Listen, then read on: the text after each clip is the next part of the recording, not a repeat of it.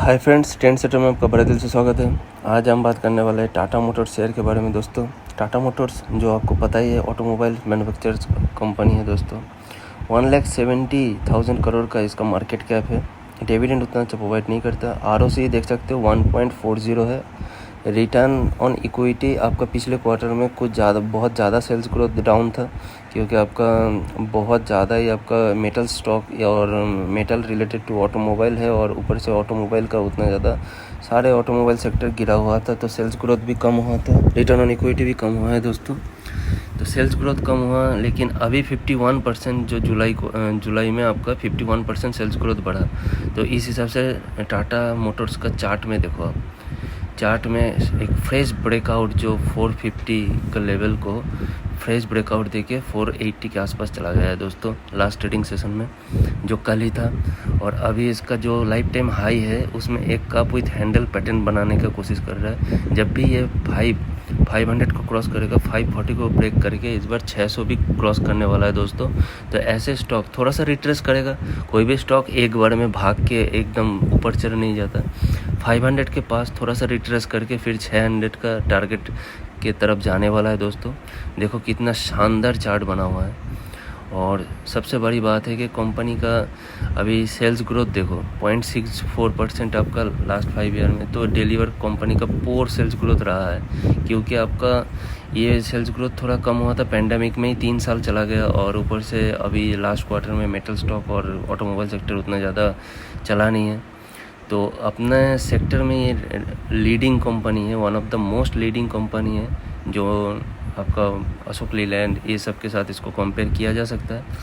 Sales कम हुआ है, 7,000 करोड़ कम हुआ है मार्च क्वार्टर से जून क्वार्टर में, और इसीलिए 1,000 करोड़ एक्सपेंस भी कम हुआ है। ऑपरेटिंग प्रॉफिट इसीलिए आपको 2,000 करोड़ दिखाई दे रहा होगा, लेकिन कंपनी में कोई प्रॉब्लम नहीं है। दोस्तों, घबराने का कुछ नहीं है। जैसे मार्च क्वार्टर में 8,000 करोड़ था, तो प्रॉफिट अभी देख सकते हो 2,000 करोड़, तो घबराने का कुछ नहीं है। दोस्तों, ये अभी सेल्स ग्रोथ इसका 51% बढ़ा है। तो अभी जो बाई करना चाह रहे हो, अभी भी मौका हाथ से चुका नहीं है, क्योंकि ये 480 पे ये स्टॉक रुक के नहीं रहेगा। ये 540 लेवल को भी तोड़ता हुआ आगे जाएगा, क्योंकि अभी सेल्स आ रहा है। अच्छे से समझो दोस्त, अभी आपका सेल्स ग्रोथ इसमें था ही नहीं, वहाँ से सेल्स 51% बढ़ा जुलाई में, तो अगस्त में भी बढ़ेगा। जैसे जैसे दिवाली आएगा तो ऐसे बढ़ेगा। और ये one of the cyclic company automobile sector, तो ये आपका सेल्स ग्रोथ जैसे जैसे इंक्रीज़ होगा, जैसे दिवाली में सारे लोग गाड़ी माड़ी खरीदते हैं, तो इसके हिसाब से आपका कार दिवाली में बहुत लोगों को गिफ्ट करते हैं। और आने वाला 3-4 महीना इसी का एक शॉर्ट टर्म स्विंग ट्रेडिंग बहुत अच्छे से बहुत अच्छा प्रॉफिट लेके जा सकते हो। मेरे ख्याल से तो यहाँ से तो अभी इसका जर्नी शुरू हुआ है, तो आपका एक सीधा 80% अप टू 80% टारगेट लेके जा सकते हो, क्योंकि ये स्टॉक पिछले 8 महीने में दौड़ा ही नहीं है। 378 से आपका अभी 480 पे आया हुआ है, तो जस्ट 100 दौड़ा है। लेकिन इसका पिछला जो हाई था 540 के आसपास, उसको तोड़ता हुआ इस बार 600 की तरफ जाएगा।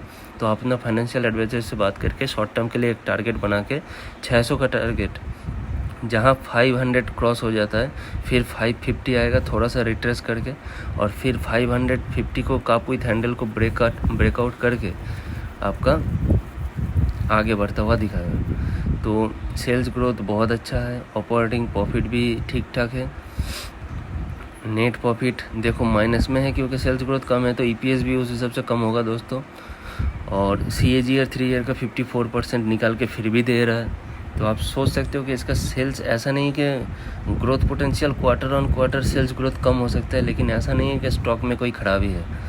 रिटर्न ऑन इक्विटी भी इसी हिसाब से गिरा हुआ है। दोस्तों, और सबसे बड़ी बात है कि देखो होल्डिंग, देखो शेयर होल्डिंग प्रोमोटर का होल्डिंग 46.40 है। FII का होल्डिंग थोड़ा सा कम हुआ है, और ज़्यादा कम नहीं हुआ है।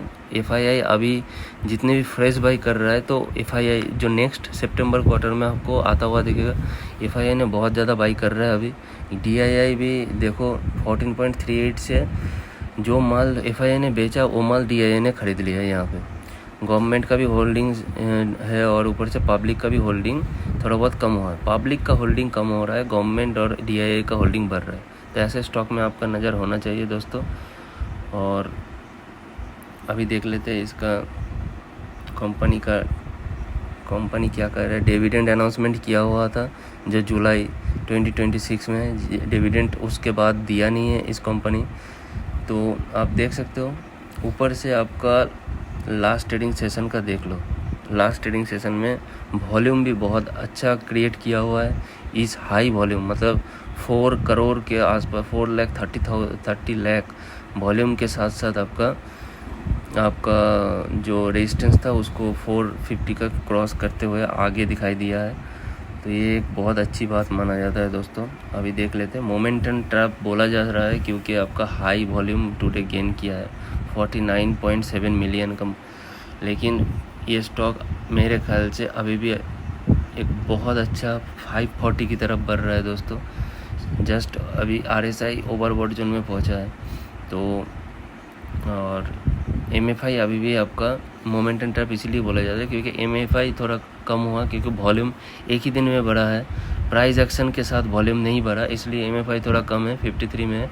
और ये एक बहुत अच्छा बुलिश इंडिकेटर है दोस्तों क्योंकि MACD आपका 10 में है, तो MFI आपका 71 या ओवरबॉट जोन में आते आते ये स्टॉक आपको 520 के आसपास दिखाई देगा। तो अभी भी पोजीशन नहीं बनाया हो तो एक पोजीशन आप बना सकते हो। और चार्ट में देख लेते हैं, देखो कितना अच्छा शानदार ब्रेकआउट दिया हुआ है स्टॉक। तो बहुत ही शानदार आप एक ब्रेकआउट दिया हुआ है स्टॉक, और कौन सा लेवल को तोड़ता हुआ देखो कितना अच्छा 440। और ये पिछला जो 456 का जो रेजिस्टेंस था दोस्तों, उस तो 456 का रेजिस्टेंस को ये देखो पहले भी 456 का ही रेजिस्टेंस था, वही में से घूम के नीचे चला गया था, लेकिन इस बार वो नहीं हो पाया। इस बार 456 को हाई वॉल्यूम के साथ, कितना ज़्यादा वॉल्यूम है, हाई वॉल्यूम के साथ क्रॉस कर दिया है दोस्तों। तो आने वाला टारगेट मैं जो बताया हूँ पहले 500 होगा, उसके बाद थोड़ा सा रिट्रेस होके ही क्योंकि ओवरबॉट जोन में चला जाएगा तो 550 की तरफ बढ़ेगा, और 550 में जाके थोड़ा सा रिट्रेस होके 600 की तरफ इस बार जाएगा। तो ऐसे वीडियो लाने के लिए सब्सक्राइब करो आप ही के चैनल ट्रेंड सेटर को, और फ्रेंड्स के साथ शेयर करना मत भूलना।